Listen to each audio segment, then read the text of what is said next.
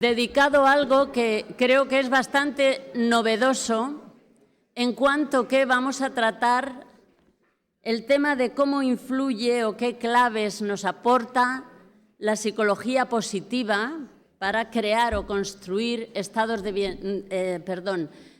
entornos de bienestar. En este sentido, tengo el honor, y está aquí conmigo, de contar con un ponente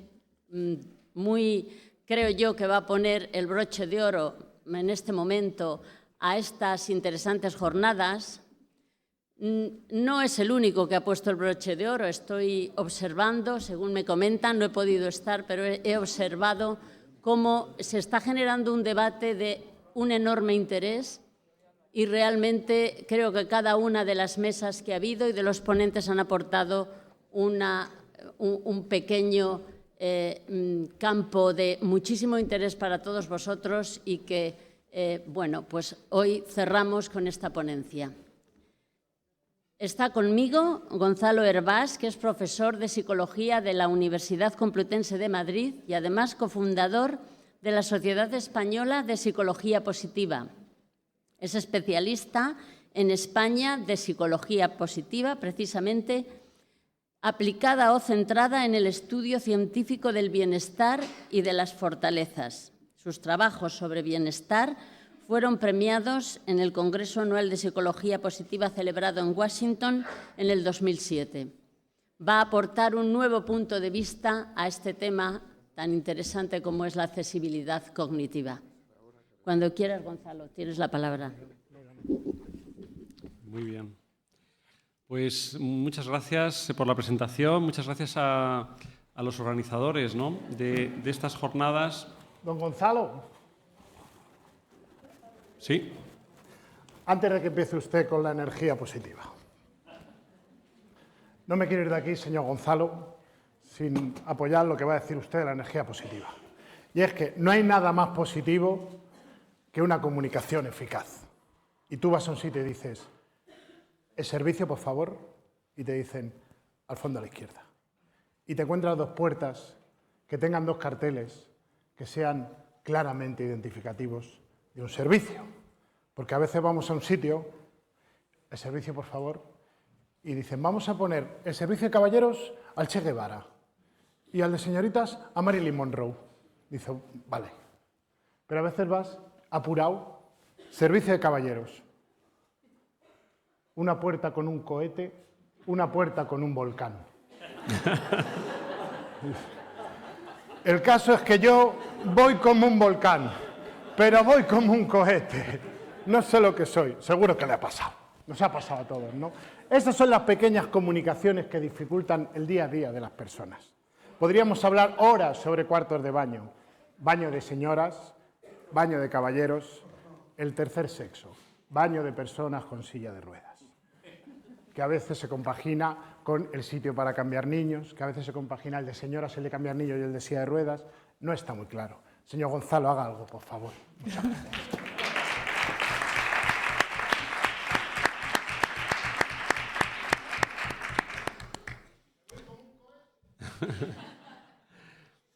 Bueno, pues muchas gracias, porque además tiene mucho que ver con el tema, esta pequeña intervención, porque desde la psicología positiva sabemos que una pequeña píldora de emocionalidad positiva hace que las mentes se abran, que sean mucho más capaces de asimilar, que sean más creativas y que, por tanto, pues, probablemente la productividad en la mente de cada uno de estas palabras que a continuación diré, pues sean también más eficaces, ¿no?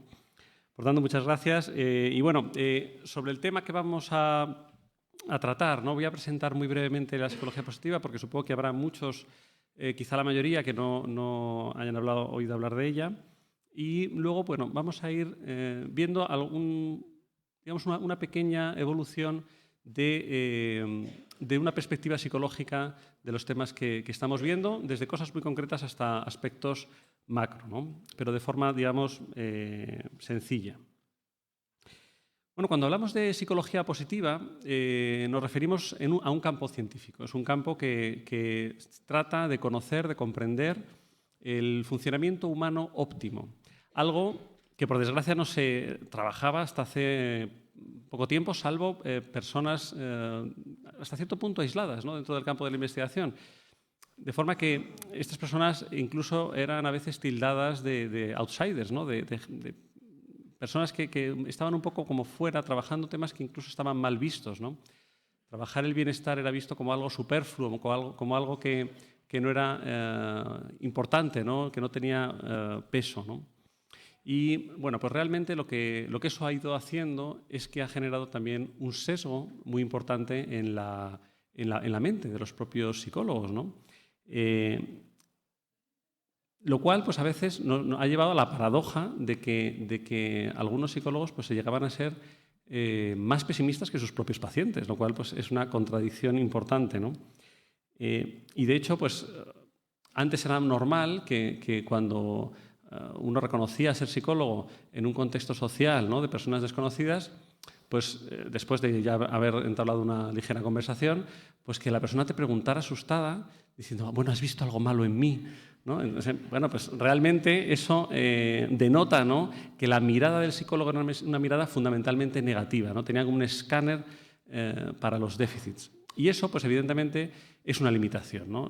Porque probablemente tenía bastante de verdad. Es verdad que yo creo que ahora la percepción en ese sentido ha cambiado, pero bueno, es un cambio, es una evolución necesaria que permite un equilibrio en el conocimiento, también en las aplicaciones, pero sobre todo en la concepción del ser humano que al final vamos desarrollando y también vamos transmitiendo a la sociedad, ¿no? Y evidentemente pues hay aspectos, temas que trata la psicología positiva que son temas centrales para el ser humano que se llevan tratando desde hace siglos, ¿no?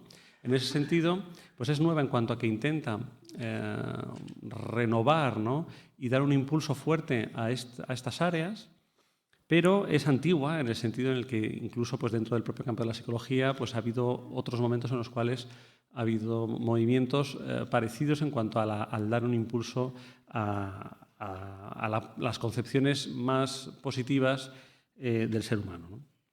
Pero bueno, hay que aclarar que no es tan bien, porque hay veces que genera algunas confusiones. Y, por ejemplo, pues no es un nuevo paradigma, porque es decir, lo que lo hace, digamos, particular es que estudia un área que estaba desatendida. Pero los métodos son los métodos científicos de la psicología de siempre, que son métodos a partir de estudios de laboratorio, estudios longitudinales, estudios de caso, etcétera, etcétera, ¿no? Tampoco es... no tiene mucho que ver con una idea de un positivismo radical, ¿no? Es decir, no propone que haya que ser positivos en todos los momentos, ni siquiera que eso necesariamente sea un pilar, ¿no?, del funcionamiento humano, sino de lo que se trata es de evaluar qué papel tiene, ¿no? Qué papel tiene rasgos que tienen que ver con lo que solemos pensar cuando hablamos de ser positivo, como por ejemplo el optimismo, o por ejemplo cuando hablamos de una persona que es feliz, ¿no? Pues estudiar exactamente qué es eso, ¿no? Pero sin una preconcepción y sin digamos, unas premisas que puedan hacer o generar unas expectativas que no son ciertas, ¿no?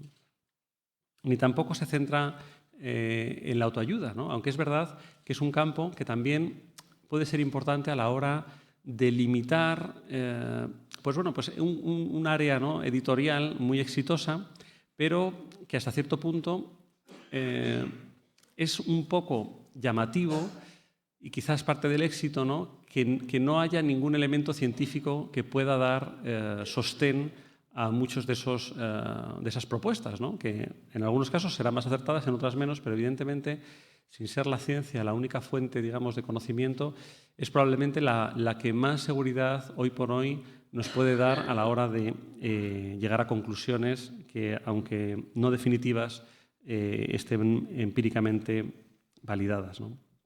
Y por último, no es indiferente al sufrimiento humano. No se trata de tener una visión únicamente positiva del mundo, de las personas. De nuevo, ¿no?, es un campo de estudio que intenta recuperar áreas que estaban poco trabajadas, pero no quiere decir que se nieguen las anteriores, ni que se etiqueten intervenciones ni formas de estudio como peores, sino se trata de complementar, de sumar, de integrar. Y, de hecho, hay campos que están muy interrelacionados con áreas en las que el sufrimiento es un elemento clave, ¿no? De hecho, bueno, pues hay investigaciones sobre intervenciones positivas para personas que tienen diferentes problemas, ¿no? problemas más de tipo clínico, más de tipo social.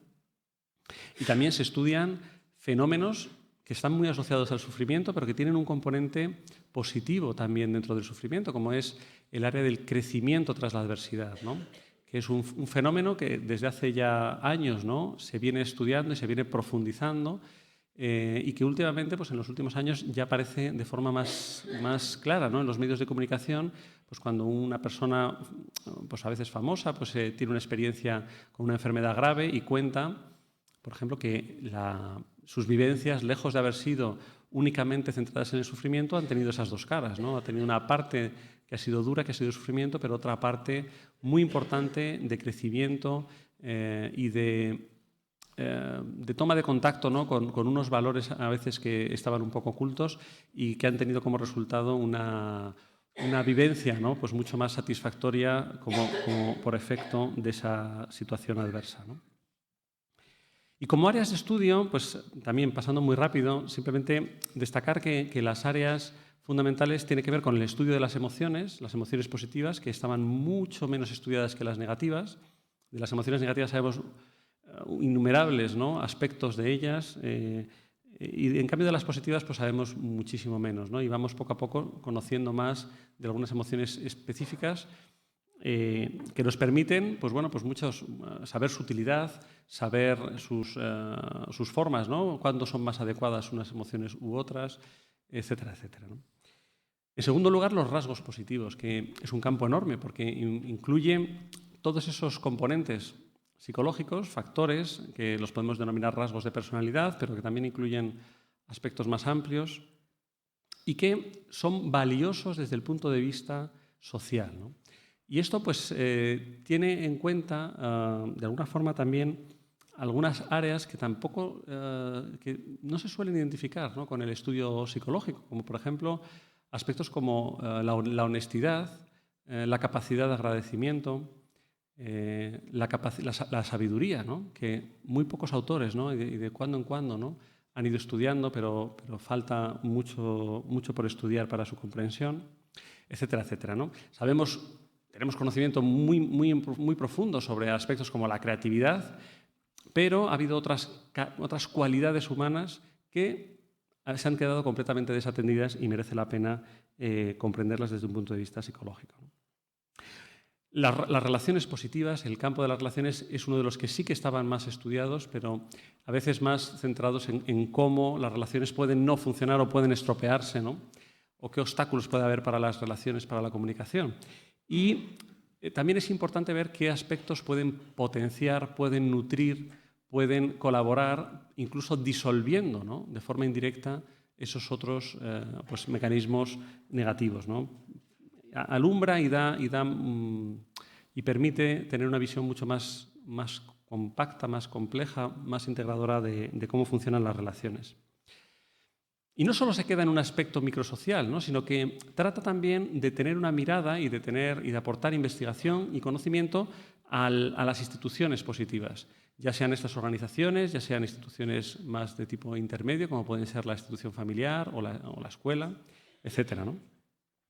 Entonces, yo creo que ese campo, quizá el que más se está desarrollando es el campo del bienestar en el trabajo, pero tiene una potencialidad enorme para cualquier tipo de organización, en el sentido en el que una organización puede y debe hacer muchas cosas para mejorar no solamente el bienestar, sino también las dinámicas positivas que afectan de una manera determinante al funcionamiento individual y al rendimiento global como organización. Y por último, pues las intervenciones positivas, que en muchos de estos niveles pues permiten ejercer un impacto, ¿no? Tener estrategias que podamos garantizar que están basadas en datos y que sabemos que tienen ni siquiera un impacto inmediato, sino que pueden tener un impacto que permanece en el tiempo. Y este es otro área, evidentemente, pues que lo enmarca la psicología positiva en un campo también tremendamente aplicado y con muchas áreas en las que puede dar fruto. Bueno, dicho esto, voy a partir para poder elaborar el discurso de una situación, de cualquier situación, ¿no?, que podamos imaginarnos. Muchas se han comentado aquí ya, en las cuales se produce pues un estado de desorientación, un estado de falta de control sobre el contexto, sobre una incapacidad o una frustración a la hora de lograr un objetivo, ¿no? Y podemos etiquetar estas experiencias dentro del marco del afrontamiento, que es una tradición clásica de la psicología, ¿no?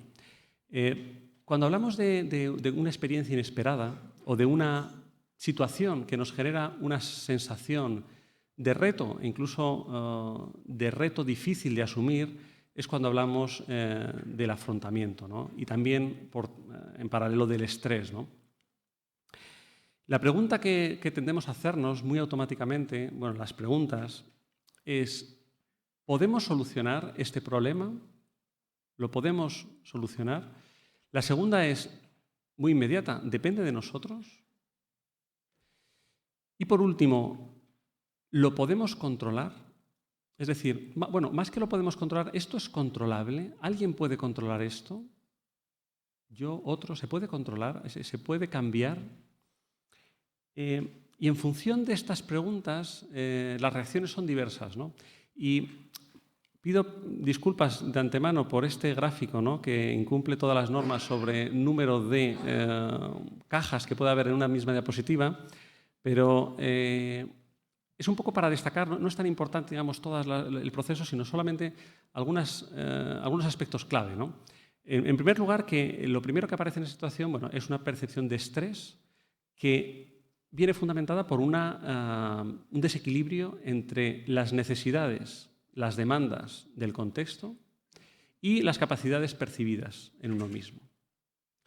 Es decir, ese desequilibrio, ese excedente, digamos, de demandas, de dificultad, de reto, genera estrés. Y a partir de ahí, dependiendo de cómo se responda a esa pregunta sobre dónde está la causa, empieza a generarse, digamos, unas trayectorias diferenciales. Por ejemplo, uno puede asumir que la causa es interna. Es decir, si yo no puedo resolver esto es porque es algo mío, ¿no? O, por el contrario, puedo hacer una atribución externa. Puedo pensar que es por algo que no tiene que ver conmigo, sino que tiene que ver con otros agentes, ¿no? A veces con agentes que tienen o sea, dentro de los agentes externos se incluyen cosas tan amplias como a veces el azar, ¿no? Bueno, me ha ocurrido esto, pero ha sido mala suerte. Bueno, es una cuestión de azar. Eso sería una atribución externa, ¿no? Y dentro de cada una de ellas respondemos también a la pregunta sobre si es controlable o no es controlable. Y es algo que, como nuestra mente realmente funciona, digamos, tiene ese puntal, ¿no? El saber si las cosas las podemos o no las podemos controlar, de alguna forma es algo que está constantemente activo en nuestro cerebro, ¿no? Y en ese sentido, pues, el siguiente paso consiste en responder, ¿no? Si la atribución interna se ve como controlable, se generará una experiencia de culpa, una experiencia emocional de culpa, de incapacidad. Si se percibe como incontrolable, si se considera como incontrolable, se generará una sensación de vergüenza, de incapacidad. Y si es externa controlable, se generará ira, nos enfadaremos, ¿no? Y si es incontrolable, pues se generará frustración. Si percibimos que la causa es externa, pero que no se puede hacer nada, pues simplemente nos quedará la frustración como única respuesta emocional, ¿no? Bueno, esto simplemente es para que veamos, si ponemos un poco la lupa en ese momento, lo que se genera, ¿no?, a nivel psicológico. Pero aunque podamos pensar, ¿no?, que son emociones y las emociones, por tanto, son transitorias, no todas las emociones tienen la misma relevancia. Y es un poco al punto al que quería llegar, ¿no? Cuando nos encontramos con emociones como la incapacidad, ¿no?, podríamos pensar que una persona, pues, a veces las atribuciones son mixtas. Hay causas internas y causas externas, con lo cual, imaginaos, la complejidad de emociones puede ser bastante intensa, ¿no? Pero, en todo caso, podemos pensar en esas emociones como algo transitorio y, por tanto, bueno, pues hasta cierto punto pasajero. Pero no es el caso. ¿Por qué? Pues porque la competencia y, por tanto, los sentimientos de incompetencia son un elemento que no es como otras emociones que pueden ser transitorias, sino que deja un pozo por el papel que juega en el funcionamiento psicológico. Cuando hablamos de la competencia, desde hace ya mucho tiempo que se plantea que tiene una base y una importancia crucial en el desarrollo de la autoestima y la autoconfianza. De forma que estamos hablando de un componente que tiene una relación directa con un aspecto muy central muy central de la personalidad y de la relación que tenemos con nosotros mismos, con todo lo que eso implica, ¿no? Posteriormente se profundizó en conceptos relacionados, como por ejemplo la autoeficacia, que probablemente también, ¿no?, hayáis escuchado en ciertos momentos, ¿no? Y de ahí también la indefensión como una ausencia de competencia, que son estudios que parten para entender desde modelos animales, ¿no?, en un principio, la experiencia de la depresión, ¿no? Que muchas veces la depresión hace que la persona sienta que no puede hacer nada, ¿no? Y esa indefensión le lleva a una pasividad que, incluso aunque cambie el contexto, aunque cambien las condiciones, pues la persona, digamos, ya no ejerce ningún intento de control, ningún intento de cambio, ¿no? Por tanto, lo que hemos visto es que este componente es un eje muy importante del funcionamiento psicológico y que en los modelos más recientes lo que vemos es que podemos incluso, y de hecho se pone en la mayoría de los modelos, como un componente central del bienestar. Es decir, una de esos pilares, ¿no?, que no son tantos, del bienestar humano y, por tanto, un componente universal, ¿no? Y esto es muy relevante, ¿no? Conviene saber muy bien cuáles son esos pilares clave, porque, claro, si hablamos del bienestar, pues todos podemos tener percepciones, impresiones, experiencias que nos hablan de cosas que han sido importantes en un momento dado para cada uno de nosotros, ¿no? Pero el trabajo de la psicología en este sentido trata de ser más específicos, ¿no? ¿Cuáles son, más allá de las experiencias, más allá de aspectos que tienen que ver, pues, con experiencias de trabajo, con experiencias familiares, qué es eso que hay detrás, ¿no? Puede haber muchas experiencias que en realidad son satisfactorias, generan bienestar, generan felicidad, porque se asocian a un único componente de fondo, ¿no? Entonces la pregunta sería, ¿cuáles son esos componentes de fondo universales que están en la base de la felicidad y que, por tanto, están presentes en muchas de nuestras metas en campos a veces muy diferentes, ¿no?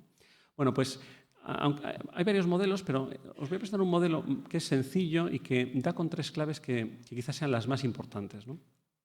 La primera es la competencia. Esto es lo que decía, es decir, la competencia es un área esencial. Cuando no hay competencia es muy, muy difícil sentir una satisfacción plena. Y la competencia tiene que ver con resolver los problemas cotidianos, fundamentalmente. Tiene que ver con sentirse eficaz, pero no sentirse eficaz ya en un plano más, si queremos, existencial, ¿no?, que estaría englobado en otras áreas, sino más con ser eficaz resolviendo lo que nos vamos encontrando en el día a día, ¿no? Evidentemente, va a depender también del grado, a lo mejor, de expectativas que tenemos o del grado de dificultad que tienen las metas cotidianas que tenemos, ¿no?, y de las situaciones vitales por las que pasamos, ¿no? Pero este sería un área clave que tiene muchas, digamos, derivaciones, pero desde luego el día a día cotidiano y en personas con discapacidad se vuelve, pues, un aspecto central, ¿no? En segundo lugar, la autonomía, que quizá este es un área que conocéis muy bien porque ha sido quizá una de las áreas que mayor importancia y mayor trascendencia han tenido siempre y, por tanto, que se asocia a un componente clave, ¿no?, del desarrollo, del funcionamiento humano y que incluiría aspectos también bastante variados, ¿no? Aspectos que tienen que ver con la propia movilidad, aspectos que tienen que ver, más allá de la movilidad, ¿no?, también con la independencia económica, con esa capacidad, ¿no?, para poder tener un nivel, ¿no?, de vida digno.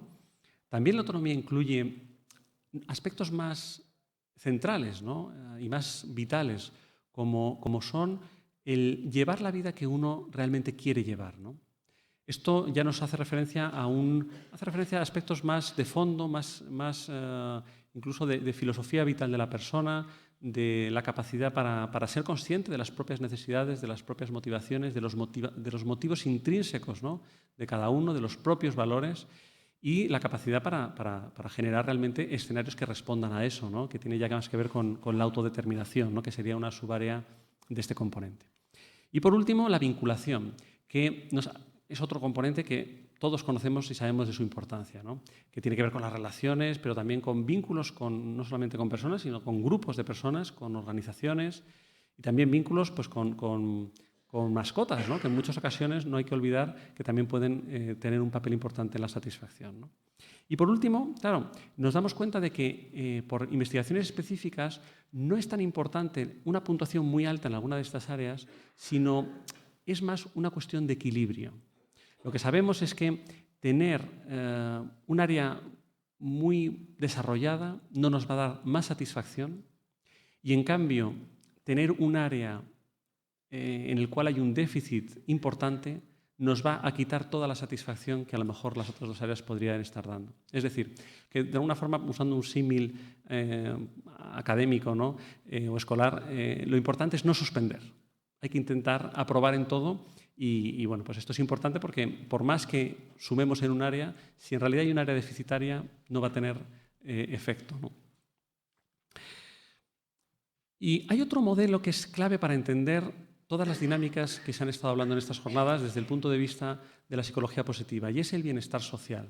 Es una perspectiva que trata de desentrañar algo que estaba oculto hasta hace no mucho, y es que cuando hablamos de bienestar social no nos referimos al ámbito puramente interpersonal, sino a algo que tiene que ver con lo que la persona pone más allá de esas personas que conoce, ¿no? Y que llamamos sociedad, ¿no? Que es un ente abstracto, pero es un ente que tiene una repercusión psicológica. Es decir, tenemos una imagen todos de lo que implica la sociedad y en función de cómo sea, pues va a tener también repercusiones de muchos tipos, ¿no? Y para el bienestar de la persona también, ¿no? Y estos nombres quizá no son muy claros, pero bueno, por eso he puesto una pequeña definición de cada uno de ellos. La coherencia social se refiere a comprender, tener una comprensión sobre cuál es el funcionamiento de la sociedad y de la parte de la sociedad con la que nos relacionamos, evidentemente. Y en ese sentido, pues, esto es muy específico para cada persona, pero al final, cada persona en su día a día cotidiano tiene más relación y tiene más contacto con una serie de elementos que le permiten tener más comprensión o menos comprensión. Y el entorno es parte de esa sociedad y parte de lo que nos puede generar más sensación de comprensión o de incomprensión. En segundo lugar, la integración social, que hace referencia a la pertenencia, al sentido de pertenencia, si yo me identifico como estoy dentro de la sociedad o fuera.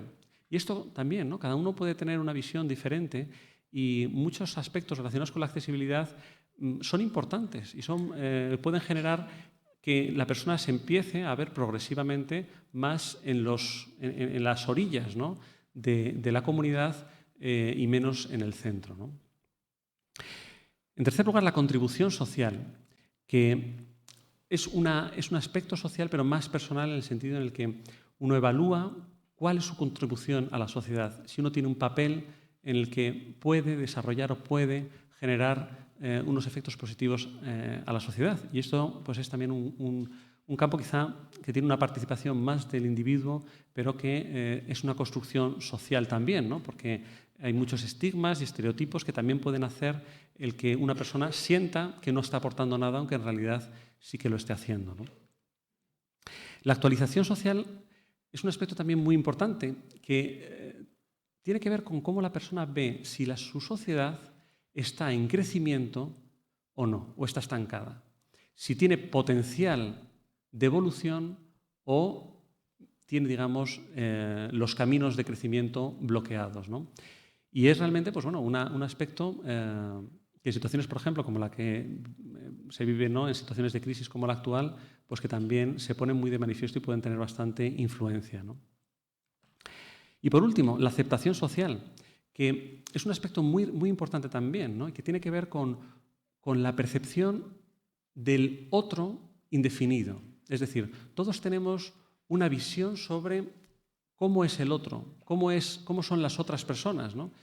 Si son buenas, si son dignas de confianza, si la mayoría de las personas hay que tener cuidado, hay que ser prevenidos con las personas porque nuestra idea es negativa, ¿no? Luego ya matizamos en función de las personas concretas que vamos conociendo, pero hay un piloto automático que digamos, nos pone en alerta o nos genera una actitud inicial de confianza. Y esto es otro aspecto que también es clave, ¿no? En este sentido. Y solamente aclarar, ¿no? Ya para terminar, viendo un poco toda esta dinámica, cómo a un nivel macro también está cambiando mucho la percepción que se da a estos componentes, ¿no? Y, por ejemplo, ha habido una transición desde modelos económicos y también sociales muy centrados en la evolución del PIB y en el incremento del PIB, a modelos quizá un poco más abiertos, ¿no? como es el índice de desarrollo humano, pero esto sigue siendo muy insuficiente porque son datos muy macro que no hacen referencia a las personas, ¿no? Y bueno, pues autores como por ejemplo Daniel Kahneman, que fue un psicólogo que fue premio Nobel hace unos años, Martin Seligman y Ed Diener, dos personas que han estado muy vinculadas a la psicología positiva, que han propuesto de forma muy argumentada la importancia de que las sociedades evalúen el bienestar de forma periódica y que realmente sea usado para validar realmente los esfuerzos para el desarrollo y de las políticas públicas que realizan, ¿no? También hay instituciones como la New Economics Foundation, que es una organización más centrada en la economía, pero en este ámbito están muy entrelazadas tanto la economía como la psicología. Y esto ha tenido un impacto, de hecho, en políticos, ¿no?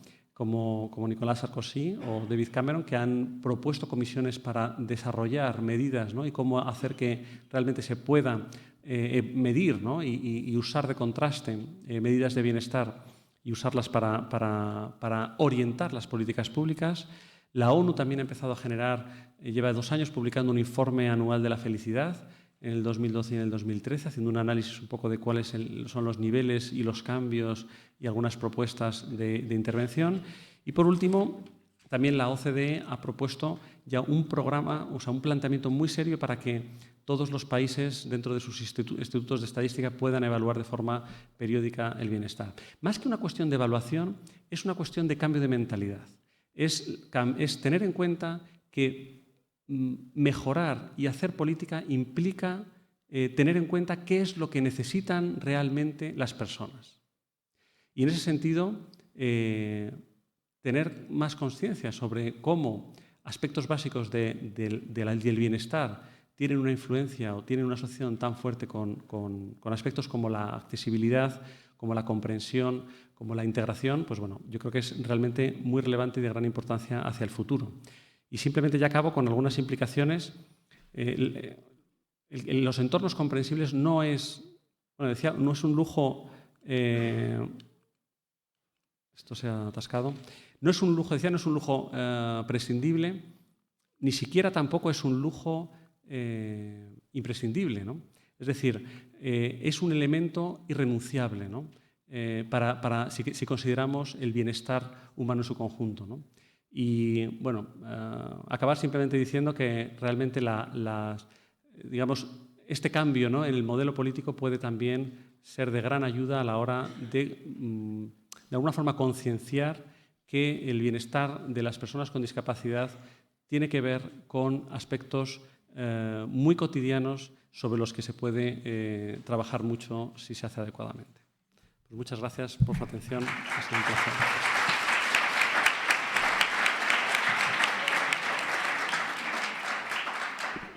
Muchas gracias, Gonzalo Hervás. Y antes de abrir el turno de palabra, yo me gustaría hacer una reflexión, incluso una pregunta, plantearte sobre cómo podemos o se puede aplicar la psicología positiva en el marco del contenido de estas jornadas sobre accesibilidad cognitiva. Antes, escuchando a Fernando García, el arquitecto que hemos tenido la ocasión de tener en la mesa anterior, coincidía bastante con él en la importancia de la concienciación de la sociedad en este tema.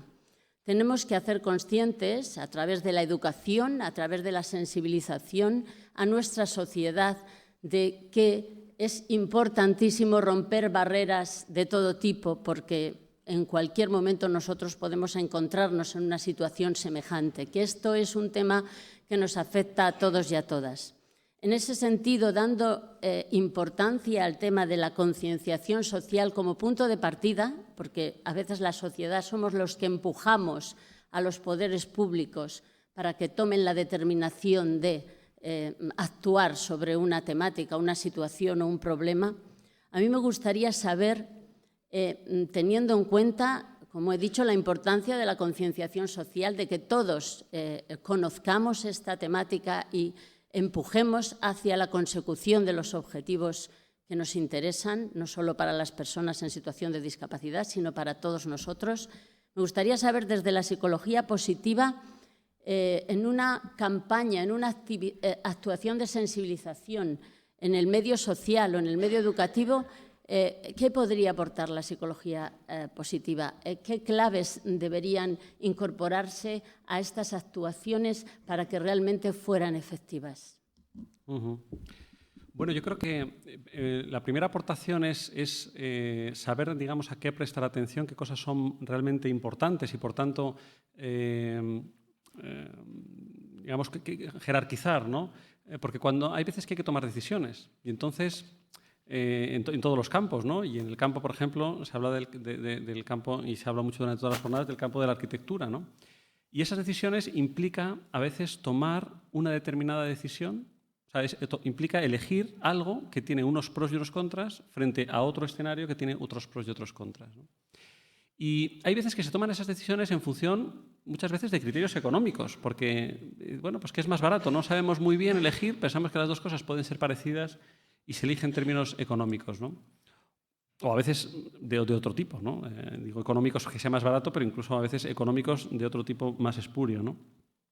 Entonces, yo creo que es muy importante que cuando hay una decisión y tiene cierta trascendencia, que realmente se evalúe el impacto sobre el bienestar que tiene sobre las personas. Es decir, que se tomen decisiones basadas en datos. Y para tomar decisiones basadas en datos tenemos que evaluar el bienestar de las personas, los que están, digamos, participando, y poder hacer pequeños estudios piloto para poder, digamos, tomar esa decisión en base a un criterio centrado en el bienestar. Yo creo que esta sería la principal aportación.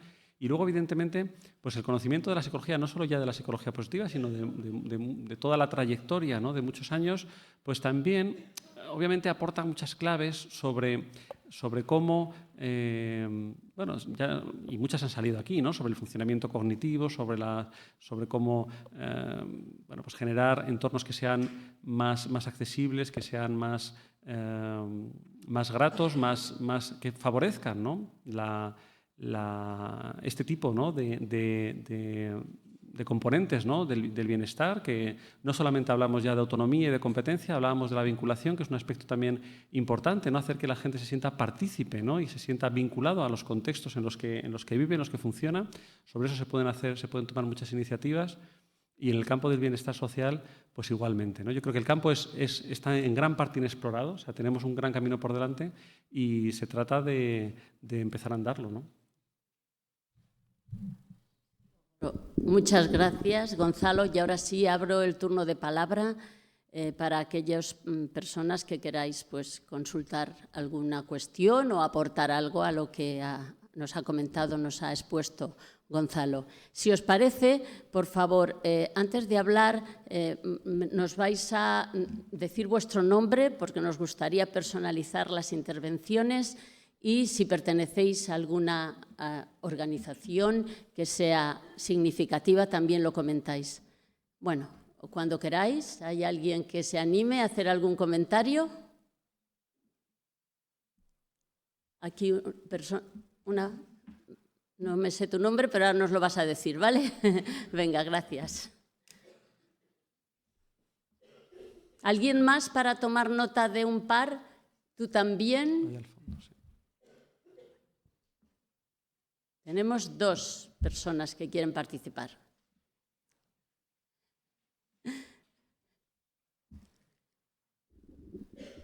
Hola, buenos días. Mi nombre es Carmen Molina y bueno, esta pregunta la hago en representación de una asociación que presido que se dedica a la inclusión de personas con trastornos del espectro autista.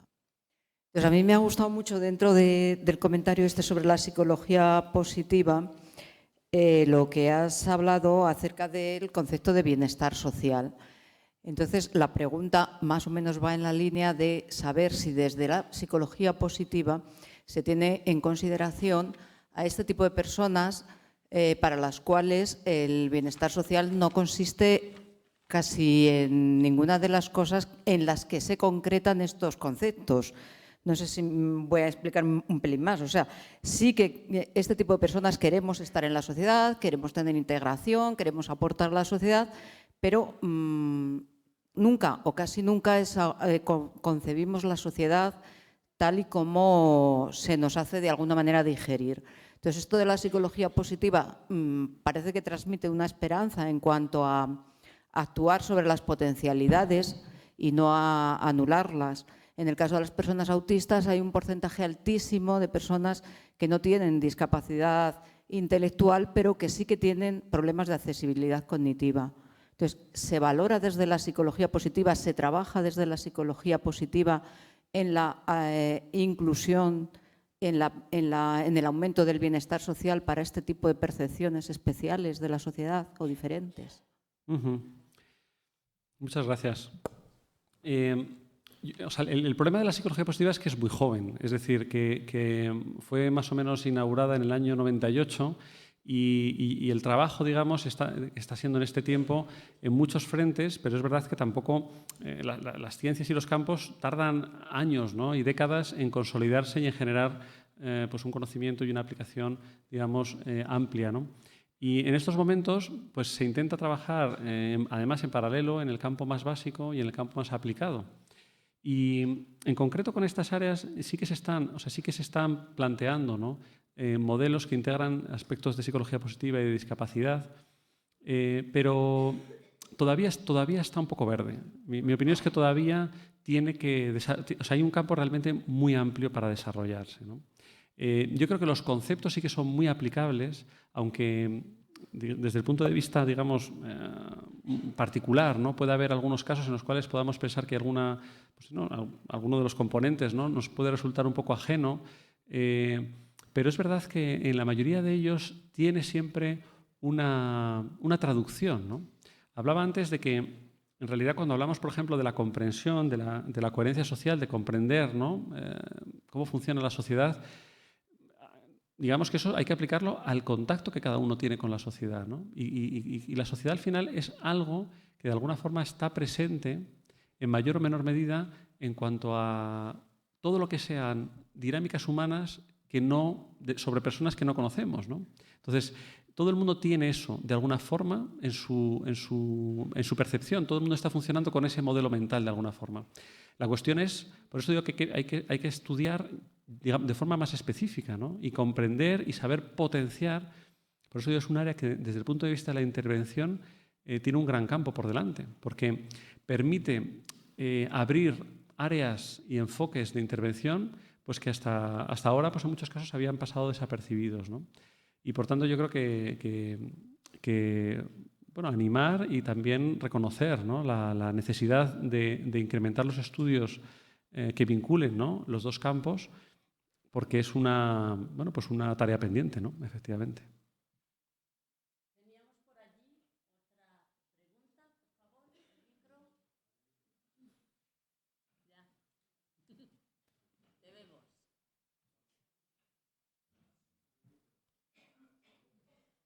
El micro, que no se oye. Quitado. Esto está puesto, sí. Ahora sí.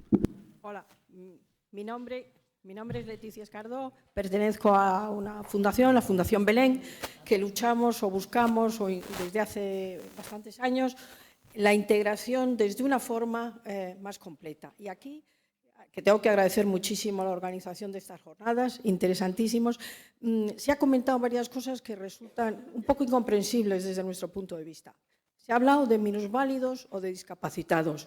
Pues yo no creo que exista nadie en la vida que sea ni minusválido ni discapacitado. Cada uno tenemos a lo largo de nuestra vida pues, circunstancias distintas. Un niño cuando nace, desde luego, es absolutamente imposible que se mantuviese en vida si no fuesen por unos brazos de su madre, y en el momento de la muerte también necesitamos unos brazos. Entonces solo son circunstancias. No podemos hablar de ellos y nosotros porque eso es ridículo. Entonces yo creo que hace falta entender lo que es la persona humana. Me alegro muchísimo de la exposición sobre realmente el bienestar personal y el bienestar social, que yo creo que son implícitos en el modelo de lo que debe ser una persona humana, y que nosotros tenemos la posibilidad de hablar, como decía Ortega, yo soy yo y mi circunstancia. Y si no la salvo a ella, no me salvo yo. De lo que se trata al final en la vida es de salvar la propia circunstancia en cada momento. Y el bienestar puede ayudar, pero tiene que ser efectivamente un modelo social y no. Muchísimas gracias al CEAPAT y a todos los que han participado. Muchas gracias. ¿Alguna última pregunta o cerramos este espacio? Bien, pues bueno, agradecer muchísimo a Gonzalo su intervención, ha sido excelente y bueno, felicitarle por ello también, ¿vale? Muchas gracias. Muchas gracias. Muchas gracias.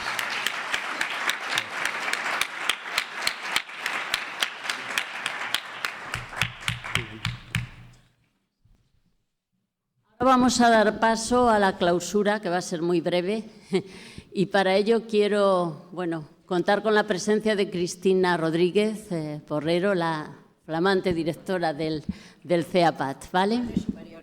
La Madre Superiora.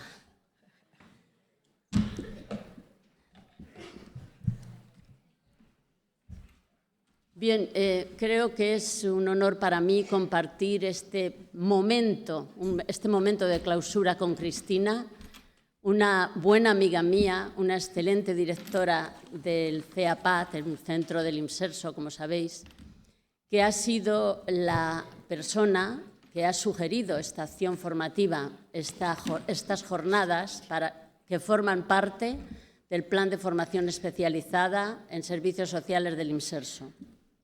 También quiero destacar la importancia de los participantes que estáis hoy aquí, porque considero que esta actividad, estas jornadas, tienen a la vez de un carácter novedoso, necesario y, desde luego, muy especializado. Sé que las personas que estáis hoy aquí, todas, más que personas interesadas en este tema, sois verdaderos especialistas y me consta que el debate que se ha suscitado en estos días ha sido de una enorme riqueza, no solo por parte de los ponentes, de los especialistas que han venido a documentarnos, a informarnos o a compartir experiencias con todos vosotros, sino también por parte de los participantes. Habéis sido unos excelentes participantes y habéis suscitado un debate de alto interés. Quiero disculpar que no ha podido estar el secretario general, tendría que haber estado hoy aquí. Él me pide que os salude de su parte, pero un compromiso de última hora no ha podido y entonces pues estoy yo en su lugar. Yo soy adjunta al secretario general. Esta temática, la temática de las jornadas, es, como he dicho antes, novedosa y de alta especialización. Hasta ahora estábamos muy acostumbrados todos, y a todos nos suena el tema de la accesibilidad universal. Incluso creo que muy tímidamente se está incorporando en las políticas y en las actuaciones de la Administración y en las agendas de los poderes públicos. Digo muy tímidamente porque queda muchísimo camino por recorrer. Pero la accesibilidad que nos suena a todos, a la mayoría de las personas, es una accesibilidad más relacionada con la movilidad, con la discapacidad física. Todos entendemos y estamos poco a poco integrando en nuestras ciudades, en nuestras casas, pues determinados elementos que permiten a las personas, como derecho que tienen, a gozar de los recursos y a moverse en las mismas condiciones que cualquier otra persona, porque son personas y porque tienen los mismos derechos. Con estas jornadas hemos querido ir un poquito más allá. Hemos querido incluir el tema de la accesibilidad cognitiva. Accesibilidad cognitiva que afecta a personas con discapacidad intelectual o con autismo o con alguna discapacidad que afecte al conocimiento. Personas que generalmente no suelen manifestar sus necesidades y que por eso quizá se haya retrasado un poquito el tema de incorporar en nuestra mente y en nuestra conciencia la necesidad de remover los obstáculos que les impiden moverse en la ciudad o moverse dentro de poder acceder al transporte de una forma fácil todos los detalles de los que habéis estado hablando ampliamente durante estos días. Esas personas pues, tienen exactamente el mismo derecho que todos nosotros y que todas, y por tanto se merecen que nosotros, los demás, trabajemos y empujemos hacia la idea de que nuestras ciudades deben ser de otra manera, deben contar con buenas señalizaciones, deben contar con buenos gráficos que permitan movernos, porque no solamente se favorecen ellos, sino que nos favorecemos todos. Algo fácil nos llega a todos.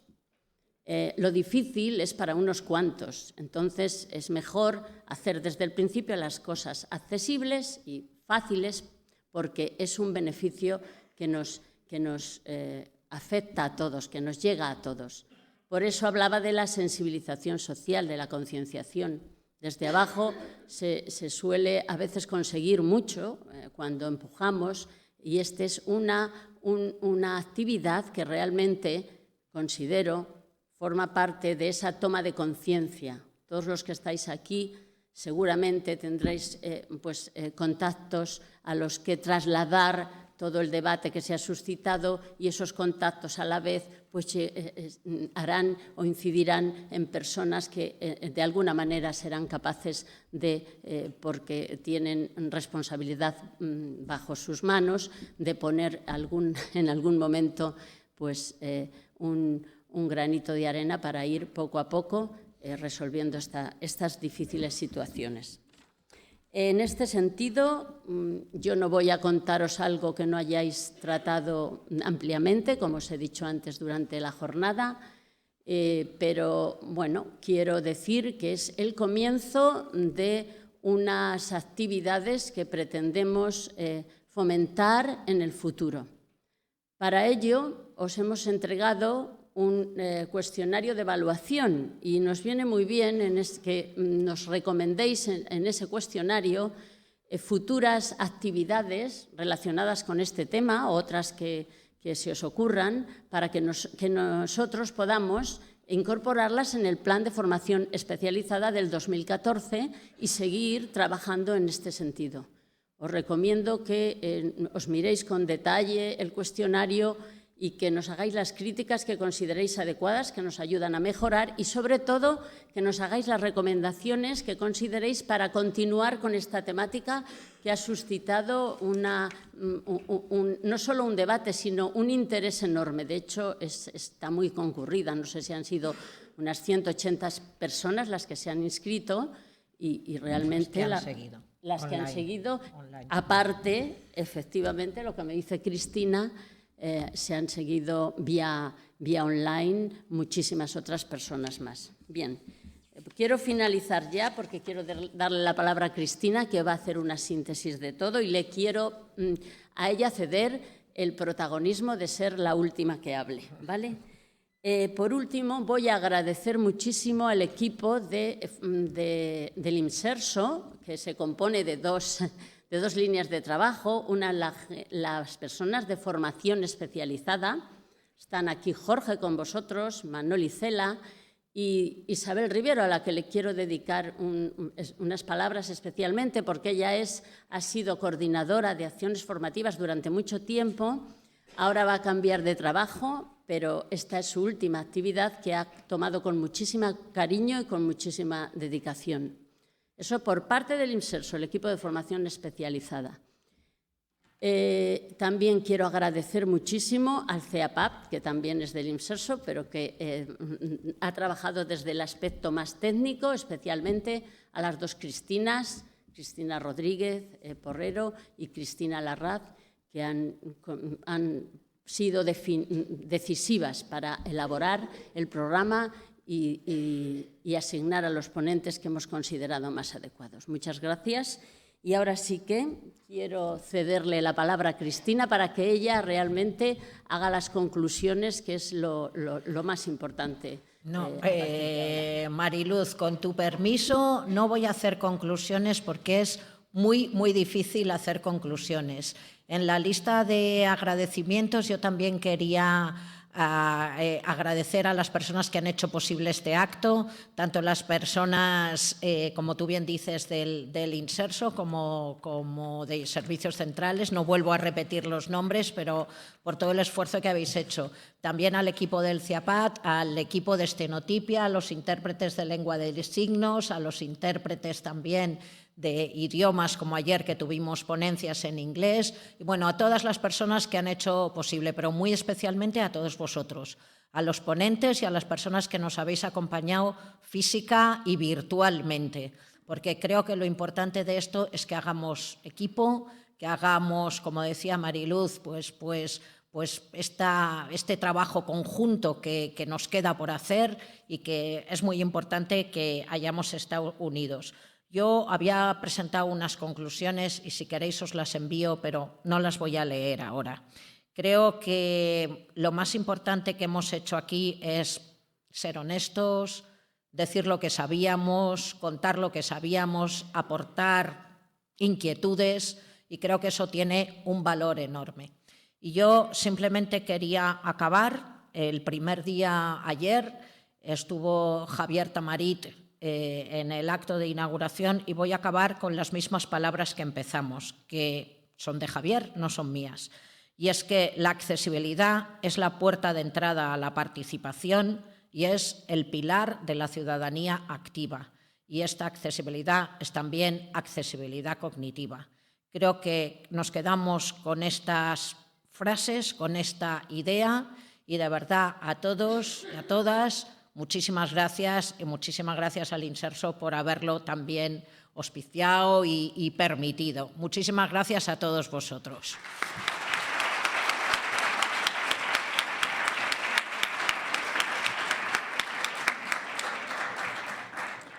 Yo también quiero agradecer y felicitar a los técnicos y al equipo del CIAPAT. He nombrado a ellas dos como responsables, pero por supuestísimo están haciendo un trabajo extraordinario. Gracias a todos y seguimos adelante con esta temática, ¿vale? Lo hemos dicho, equipo CIAPAT.